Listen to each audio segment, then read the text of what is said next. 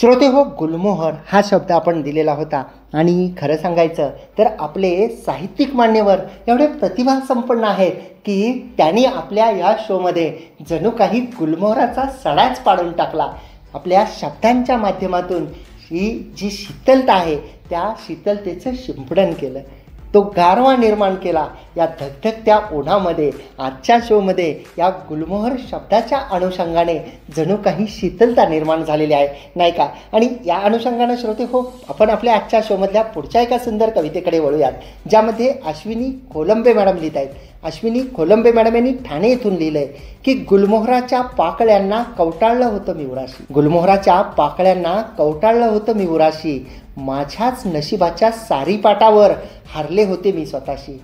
वाह! माझ्याच नशिबाच्या सारीपाटावर हारले होते मी स्वतःशी, का कुणास ठाऊक अश्रू दाटले होते हृदयाशी. का कुणास ठाऊक अश्रू दाटले होते हृदयाशी, पण त्या दरवळणाऱ्या सुगंधात रमले होते मी जरा जराशी.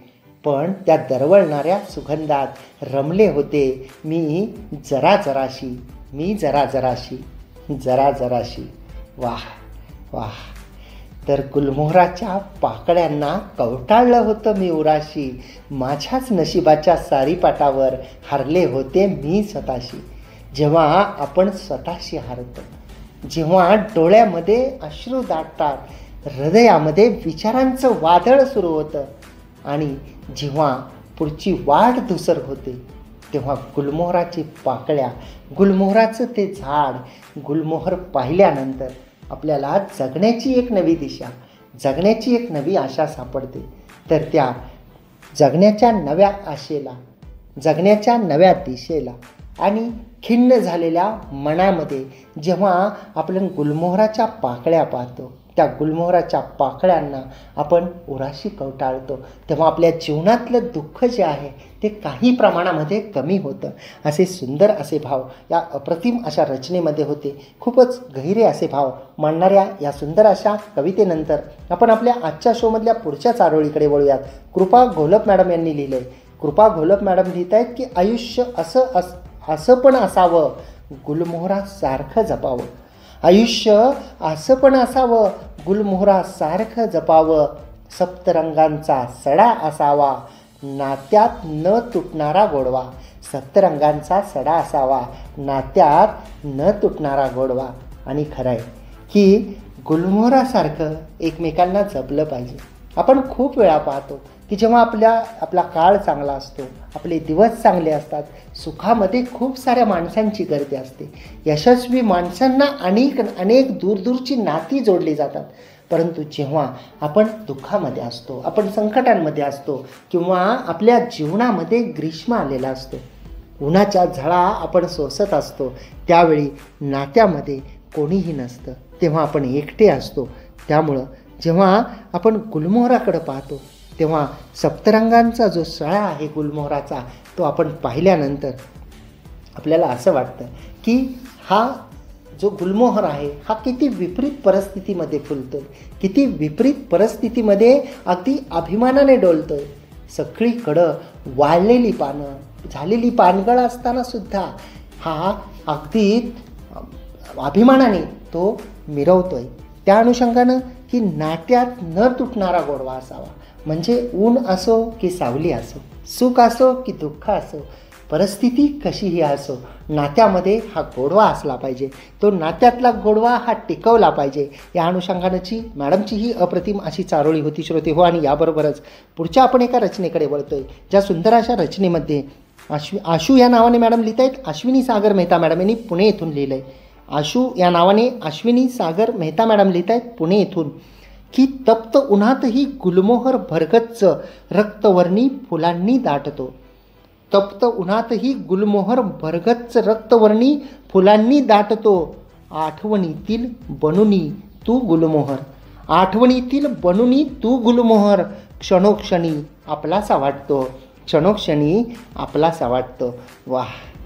तर तप्त उन्हामध्ये भरगच्च रक्तवर्णी फुलांनी दाटणारा गुलमोहर. आणि तुझ्याबद्दल बोलायचं झालं तर आठवणीतला तू सुद्धा एक गुलमोहर आहेस अशी उपमा देऊन तू क्षणोक्षणी आपला वाटतो. कारण आठवणी या खूप महत्त्वाच्या असतात.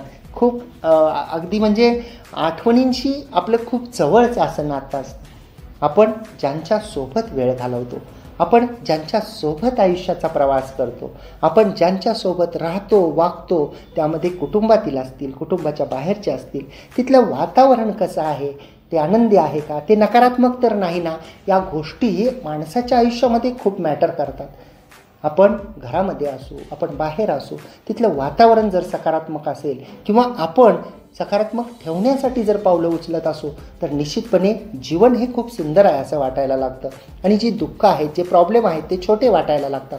परंतु जर आपण स्वतःच नकारात्मक राहिलो, आपण इतरांना नकारात्मक बोललो, आपण भोवतालचं परिसर नकारात्मक ठेवला, भोवतालच्या माणसांसोबत नकारात्मक गोष्टींवर जास्त चर्चा केली, तर मात्र त्या आठवणी नकारात्मक राहतात. त्या आठवणी येऊन आपल्याला वारंवार छळतात. आपल्याला त्या नकारात्मक आठवणी, नकारात्मक क्षण हे सुखाचा एक क्षणसुद्धा जगू देत नाहीत. त्यासाठी प्रत्येक क्षणांचा आनंद घेत असताना नकारात्मकतेला बाजूला ठेवलं पाहिजे, दुःखांना बाजूला ठेवलं पाहिजे. खूप वेळा आपण दुःखाचे क्षण उगाळताना सुखाचे लाखो क्षण आपल्या नजरेसमोरून निघून जातात, आपल्या जीवनामध्ये येऊन निघून जातात आणि आपलं त्या क्षणांना आपलं जगायचं राहून जातं. म्हणून खूप सारे सुखाचे क्षण आहेत, छोटे छोटे प्रसंग आहेत, छोट्या छोट्या गोष्टी आहेत ज्यामधून आपल्याला सुख मिळू शकतं, ज्यामधून आनंद मिळू शकतो, जे क्षण आपण जगू शकतो आणि जे क्षण आपण जगल्यानंतर आपल्या आयुष्यातील दुःखांचा भार जो आहे तो बऱ्याच अंशी कमीसुद्धा होऊ शकतो. त्यामुळे जसं की मॅडमनी म्हटलं आहे की आठवणीतील बनूनी तू गुलमोहर क्षणोक्षणी आपला असा वाटतो. तर आपण इतरांना आपलंसं वाटलं पाहिजे. आपण आपल्या आठवणी या सुखद असल्या पाहिजेत. समोरचा व्यक्ती ज्या ज्या वेळी आपल्याला आठवेल त्या त्यावेळी त्याच्या चेहऱ्यावर एक हास्याची गोड अशी लकेर असली पाहिजे. त्याला असं वाटलं पाहिजे की ही व्यक्ती जी आहे हे आपल्यासाठी अनमोल आहे. एक छोटा किस्सा आहे. एक वयस्कर गृहस्थ होते. एकदा माझा त्यांच्याशी परिचय झाला आणि कामाच्या निमित्तानं ते माझ्याकडे आलेले होते आणि माझ्याकडे आल्यानंतर आम्ही चहा घेत होतो. वय खूप होतं त्यांचं, साधारणपणे 65-70 वर्ष वयाचं होतं. विषय निघाला, चर्चा निघाली आणि बोलता बोलता एका विषयावरून त्यांनी असं म्हटलं की हे पहा, आपण दोघेजण इथे चहा पीत बसलेलो आहोत. हे हॉटेल आहे, इथं चहा पीत बसलेलो आहोत. समोरून रस्त्याने एक व्यक्ती जातोय, तो आपल्या दोघांच्याही परिचयाचा आहे. तर जेव्हा आपण त्या व्यक्तीकडे पाहू तेव्हा आपल्या मनामध्ये हा भाव आला पाहिजे की त्या व्यक्तीला हाक मारावी, त्या व्यक्तीला बोलवून घ्यावं आणि त्या व्यक्तीला चहा घ्यायचा का म्हणून विचारावं. आपल्या मनामध्ये त्या रोडवरून जाणाऱ्या व्यक्तीबद्दल असे भाव नाही आले पाहिजे की पहा, तो रोडवरून तो व्यक्ती जातोय, आपलं तोंड इकडे फिरवा, नाहीतर तो इकडे येईल आणि परत काहीतरी निगेटिव्ह बोलेल. आपल्याला कोणता व्यक्ती व्हायचा आहे की आपल्याला दुरून आपल्या नकळत कुणी पाहिल्यानंतर त्या लोकांना आपल्याला जवळ बोलवावंसं वाटेल असा व्यक्ती व्हायचा आहे की आपल्याला पाहून त्यांनी चेहरा लपवावा की हा इकडे येईल आणि काहीतरी नकारात्मक बोलेल असा व्यक्ती व्हायचा आहे. हे आपल्यावर अवलंबून आहे. हे एक छोटंसं असं उदाहरण होतं की ज्या उदाहरणाच्या माध्यमातून मला असं वाटतं की आपण जे आहे ते प्रत्येकाला आपलंच वाटलं पाहिजे, असं आपण जीवनामध्ये वागलं पाहिजे. आपण आनंद दिला पाहिजे, आपण सुख दिलं पाहिजे आणि सुखांची उधळण केली पाहिजे. श्रोते हो, या सुंदर अशा रचनेनंतर आपण आपल्या आजच्या शोमधल्या पुढच्या एका सुंदर चारोळीकडे वळूयात. ज्या सुंदर अशा चारोळीमध्ये सौ स्वाती यादव मॅडम लिहित आहे, यादव मॅडम यांनी लिहिलं आहे. सौ स्वाती यादव मॅडम यांनी भाग्यवान या नावाने लिहिलं आहे, सातारा दुघी येथून. सौ स्वाती यादव मॅडम भाग्यवान या नावाने लिहित आहेत, सातारा दुघी येथून, की दरवर्षी 1 मे रोजी गुलमोहर दिन सातारा जिल्हा करतो साजरा. दरवर्षी 1 मे रोजी गुलमोहर दिन सातारा जिल्हा करतो साजरा. वैशाख महिन्यात तप्त उन्हात, वैशाख महिन्यात तप्त उन्हात छत्री घेऊन उभा राहतो लाजरा, छत्री घेऊन उभा राहतो लाजरा. क्या बात आहे, क्या बात आहे, वाह. तर गुलमोहर हा वैशाख महिन्यामध्ये आणि तप्त उन्हात जणू काही छत्री घेऊन उभा राहतो. म्हणजे पावसामध्ये जसं पावसापासून संरक्षण करण्यासाठी छत्री असते, तशी उन्हापासून सर्वांचं उन्हापासून संरक्षण करण्यासाठी गुलमोहर जणू छत्री घेऊन उभा असल्यासारखा भासतो. आणि त्यासाठीच 1 मे रोजी गुलमोहर दिन जो आहे तो सातारा जिल्ह्यामध्ये साजरा केला जातो. खूप खूप आपले अभिनंदन, शुभेच्छा आपल्या येणाऱ्या 1 मे गुलमोहर दिनाच्या निमित्तानं. आणि श्रोते हो, गुलमोहर आपण पाहिलं, त्याचं रूप पाहिलं, त्याचं सजणं पाहिलं, त्याचं धजणं पाहिलं. गुलमोहराची वेगवेगळी रूपं जी आहेत ते आपल्या सर्व मान्यवरांनी आपल्या सुंदर सुंदर शब्दांच्या माध्यमातून त्यांनी व्यक्त केली. गुलमोहर प्रत्येकाच्या किती जीवाभावाचा आहे हे आपण पाहिलं. एकीकडं रणरणतं ऊन असताना शीतलतेचं एक स्वरूप जे आहे तो म्हणजे गुलमोहर असतो. आणि गुलमोहराबद्दल खूप भरभरून असे आपले जगभरातले मान्यवर बोलले. आणि तुमच्या सर्वांच्या रचना, त्यातील शब्द, त्यातील आशय, त्यातील विषय या सर्वांना सादर करीत असताना जसे आपले श्रोते मंत्रमुग्ध झालेले असतील तसा मी सुद्धा खरंच मंत्रमुग्ध झालेलो आहे. कारण अप्रतिम अशा रचना होत्या. आणि जसा आपण 5 वर्ष पूर्ण केली, 6व्या वर्षामध्ये आपण पदार्पण केलेलं आहे आपल्या या शोने. जसं 5 वर्षामध्ये आपण एक से बडकर एक वेगवेगळ्या विषयावर रचना पाठवल्या, तसंच आपण जे आहे ते वेगवेगळ्या विषयावर अशीच रचना पाठवत राहा. आपल्या सर्वांना माहीत आहे, जे नवीन मान्यवर आहेत त्यांच्यासाठी, की आपण 1-2 शो गॅप ठेवून अल्टरनेटिव्हली रचना घेतो.